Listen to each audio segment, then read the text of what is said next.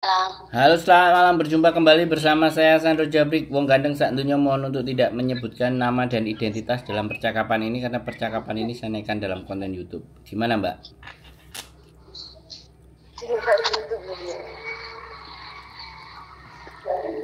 Halo? Halo ya. Gimana? Sampai ada masalah apa, Mbak? Ya, ini temanku.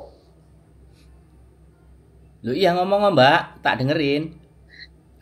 Pernah pernah kerja di Hong Kong 7 tahun setengah. Ah,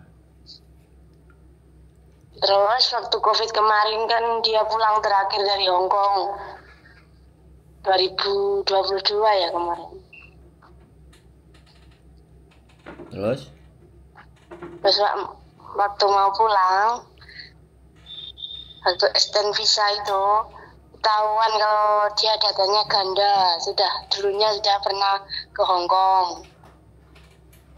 Hmm. Terus?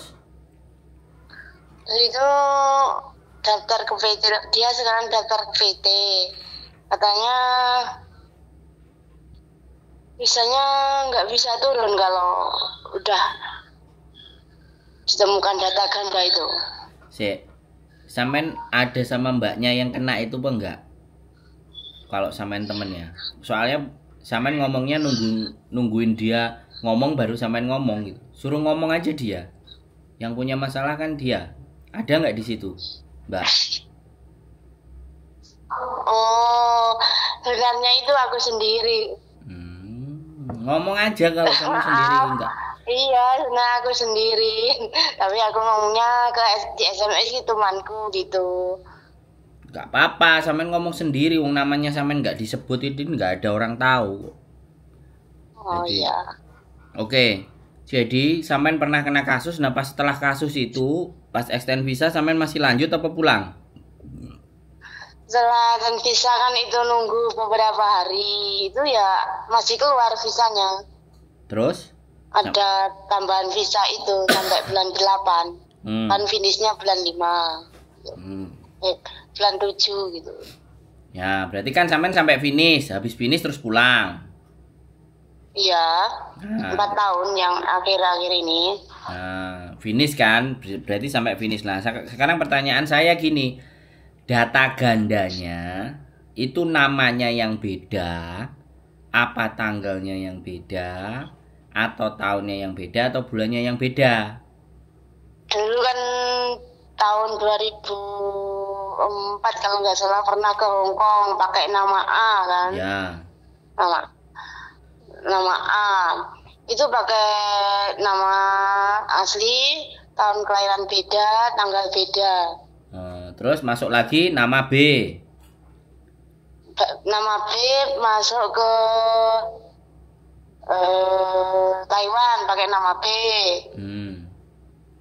Terus satu kontrak di Taiwan, pulang ke Hong Kong lagi pakai nama C. B, bukan nama A. Loh. Nama B berarti yang nama di Taiwan. Ya, nama A kan juga pernah ke Hong Kong dulu 2004. Terus nama B lagi masuk ke Hong Kong lagi bisa.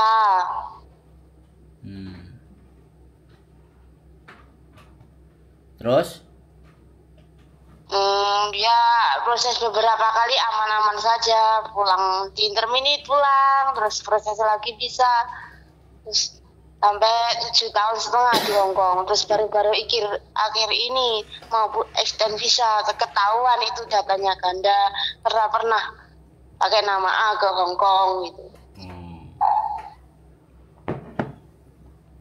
Terus setelah ketahuan kan diputuskan namanya pakai apa?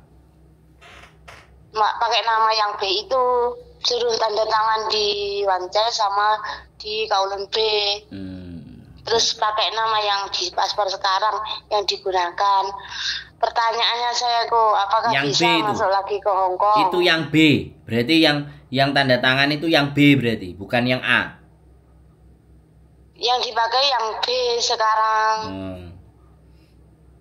Terus? Nggak palsu, yang B itu. Ya dipakai, jadi terbitnya visa kan yang pakai nama B itu.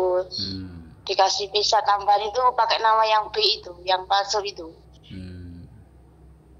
Terus sekarang pengen balik lagi pakai data B. Iya.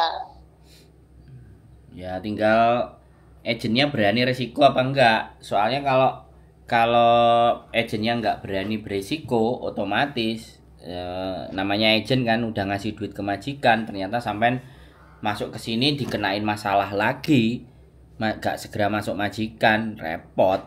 Nah, sebenarnya kalau pertanyaannya masih bisa apa enggak? Jawaban saya bisa. Tapi persoalannya ada agen atau PT yang berani enggak? Itu aja. Ya kalau masuk PT kan gini, bisa PT bantu proses, tapi kalau visanya nggak bisa turun, suruh ganti biaya PT 6,5 juta. Nah iya udah saya ada nggak solusinya. berani, nggak mau. Nah ya ada solusinya toh, sudah. Iya. Ya sampean ikut aja kalau memang sampean benar-benar pengen ke Hong Kong, ya siapin aja 6 juta. Murah itu termasuk. Nah, nggak berani loh kok, takutnya visanya nggak turun, terus aku juga nggak punya uang di rumah. Nah terus nggak berani, terus aku kudu piye mbak? Nek sampean gak wani ngambil risiko.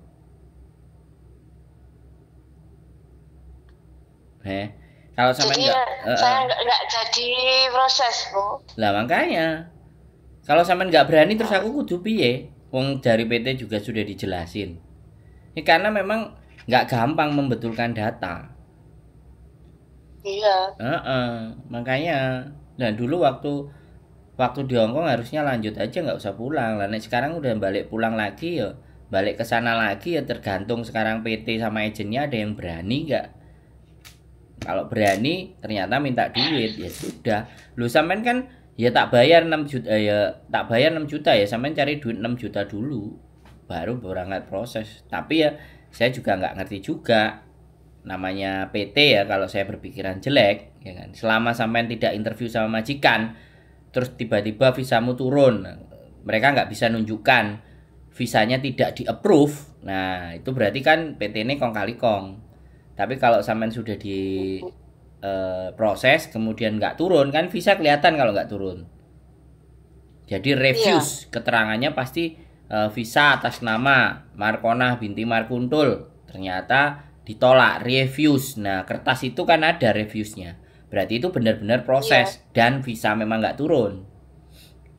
Jadi sampean mau aku bayar 6 juta, tapi benar-benar nanti kalau visanya yang ditolak itu benar-benar surat dari imigrasi bahwa itu refuse. Jangan nggak ada suratnya terus sampean ngomong visaku ditolak, itu artinya kamu nggak proses, kamu minta duit aja sama aku 6 juta. Nggak diapa-apain data dan dokumenku, apalagi nggak interview sama majikan. Itu sudah kong kali kong, artinya sampean dihapusi. DM minta duit 6 juta, data sampean disita, kan gitu. Bisa dipahami? Iya, ya tanya sama PT ini ya saya bantu proses kalau mbaknya mau gitu. Nah nanti cepet dicarikan majikan, terus tunggu nanti dilihat visanya bisa turun atau enggak. Kalau enggak ya ganti segitu gitu bilangnya PT. Ya wes gak apa-apa kalau visa disuruh ganti biayanya ternyata nggak turun dan memang benar ada suratnya visa refuse keterangannya dari imigrasi Hong Kong, ya nggak apa-apa, ya dibayar, ya itu bagian dari resiko. Maksud saya kayak gitu, penjelasan saya bisa sampean tangkep nggak? Oh bisa. Jadi supaya kita itu nggak dibohongi gitu loh mbak, ngerti nggak maksud saya? Iya. 6 juta nggak ada masalah kita carikan misalnya, tapi benar-benar refuse. Jadi ada nama majikan dan sampean interview juga dengan majikan dan majikan juga mau. Itu sebenarnya kasus seperti ini benar-benar bisa apa tidak bisa loh kok. Nah, kan saya tadi udah bilang mbak, menurut saya kita nggak bisa bicara bisa dan tidak karena semuanya tergantung imigrasi. Yang penting sampean bisa menerima resikonya. Kalau bisa ya syukur alhamdulillah, kalau nggak bisa ya siapkan 6 juta. Kalau sampean nggak siap menerima resikonya ya nggak usah berani ingin proses lagi ke Hong Kong. Kan begitu ceritanya Mbak ya. Iya. Iya, dengar-dengar kan itu ada Mbak TKW yang itu di YouTube itu kata ganda jangan harap bisa kembali ke Hong Kong gitu. Ya sampean ganti PT-nya dan jangan percaya kata orang nek gak sampean jajal dhewe. Nek aku orang gitu. Loh, kalau saya orangnya nggak percaya, Mbak. Ketahuan data ganda itu sudah nggak bisa masuk Hong Kong karena ada kasus kriminal gitu. Ya sampean itu kriminal. Iya. Pemalsuan data itu kriminal di Hong Kong. Iya. Nah, makanya kalau tanyanya sama saya, bisa apa enggak? Saya kalau kasus data ganda, saya belum pernah ngatasi. Tapi kalau kasus dia pernah jualan gamis terus ditangkap polisi, terus masih ditebus sama majikan, dia pulang, saya proses masih bisa. Sekarang lagi di Hong Kong. Jualan gamis masih ditebus, tapi kalau data ganda saya belum pernah. Makanya saya nggak bisa jawab karena yang menentukan visa adalah imigrasi. Dan kalau ada orang yang bilang tidak bisa, saya masih nggak percaya. Karena belum dicoba. Saya akan percaya kalau sampean sudah nyoba sendiri ternyata nggak bisa. Dan bayar 6 juta. Nah itu baru saya percaya. Tapi kalau kata orang kamu nggak bakalan bisa, kamu gini, aku nggak percaya omongan orang. Bisa dipahami nggak Mbak? Nah sekarang persoalannya sampean percaya nggak sama omongannya orang? Nah nek sampean percaya ya silahkan, ya nggak perlu proses lagi ke Hong Kong. Nek sampean nggak percaya, pingin nyoba ya siapkan duit 6 juta sama PT tersebut. Nggak berani lah uang sebanyak gitu, nggak punya uang lah di rumah. Nah ya sudah kalau nggak punya uang ya sudah usaha di rumah, duduk manis dan ngerawat anak kan gitu Mbak tunggu dari suami aja. Iya. Gitu. Kalau enggak ya jadi guru PT atau apa gitu kalau sampean bisa bahasa Kantonis, ngelamar buat ngajarin kan gitu toh pekerjaannya. Iya. Kalau sampean bisa Kantonis. Kalau ketahuan data ganda di sana itu masih bisa lanjut ya? Ya kalau masih di Hong Kong dan majikannya masih mau ya lanjut. Majikan masih mau itu semua nggak ada masalah Mbak, karena itu cuma data. Tapi kalau nggak ada denda ya di sana? Enggak. Dengar-dengar ada yang didenda, yang dipenjara gitu di sana. Ya kalau didenda sama di penjara itu kalau overstay. Kalau data ganda dan posisinya dia legal, masih ada majikan ya nggak ada masalah loh. Uang dendanya aja cuma 600 kalau nggak 1000. Itu pun katanya kalau kasusnya udah selesai ya dikembalikan katanya. Atau mungkin nggak dikembalikan ya sampai 1000. Cuman 1000 aja. Tapi rekodnya kan tetap ada. Jadi Hong Kong itu bukan persoalan dendanya. Hong Kong itu rekod. Nah kalau sudah kita rekodnya nipu, ya sudah. Dia akan ngecap kita penipu. Pada tanggal sekian, tahun sekian dia menipu. Apalagi sampai 7 tahun. Dari sejak awal sampai perubahan data, pemutihan data, terus sampainya kena, gitu loh. Ya begitulah kalau Hong Kong. Kalau udah nggak finish 2 kali itu apa visanya nggak bisa nggak? Sekali lagi Mbak, sekali lagi. Yang menentukan visa turun dan tidak bukan saya.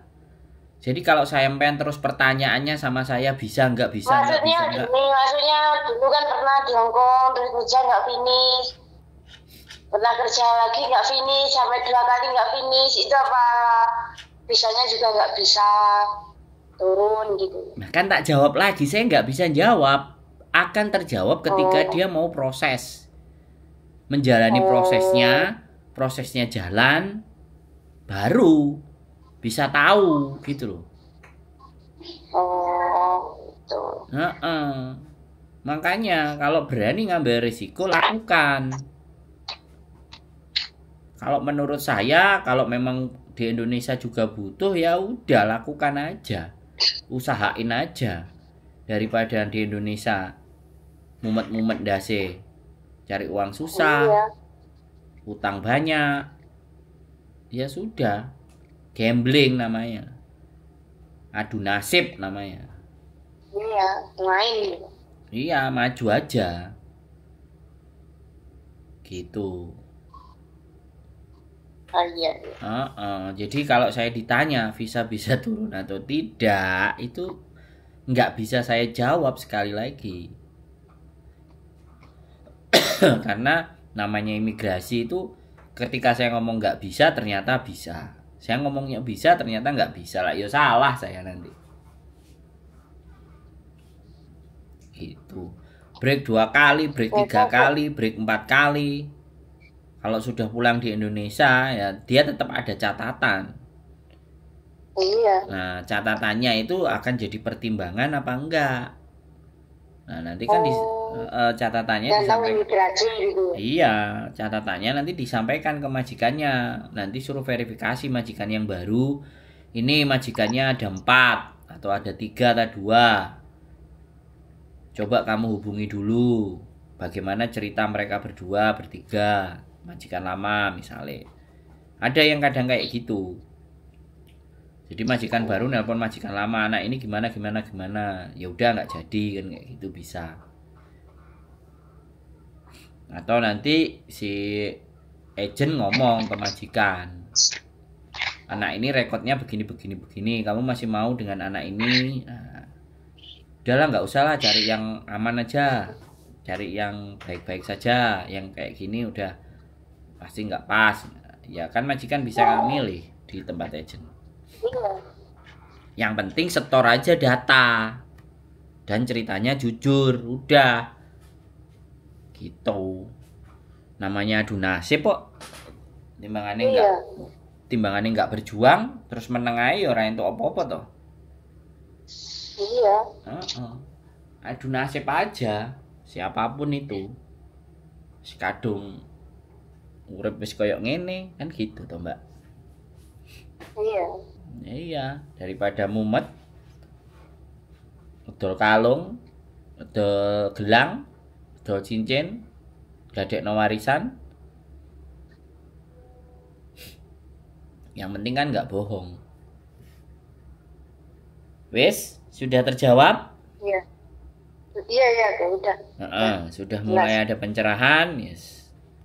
Terima kasih. Tetap semangat saja. Terima kasih. Tetap semangat aja. Dan berdoa mudah-mudahan ada jalan buat sampean. Oke? Iya. Sehat selalu Mbak ya. Matur sembah nuwun. Assalamualaikum. Oke, teman-teman. Ya, namanya juga orang. Ya, apapun itulah kita jelaskan sesuai porsinya. Dari cara ngomongnya aja ya kayak nggak semangat. Jadi kayak ya asal nanya aja gimana jawabannya gitu. Jadi nggak benar-benar bagaimana dan seperti apa. Jadi namanya orang kalau udah ragu duluan dan nggak yakin, siapapun yang diajak ngomong pasti juga nggak akan merasa yakin, karena dianya nggak punya rasa semangat dan keinginan. Intinya sudah nyerah duluan sebelum berjuang. Oke, tetap semangat, keep stay tune my YouTube channel and see you next video. Bye bye.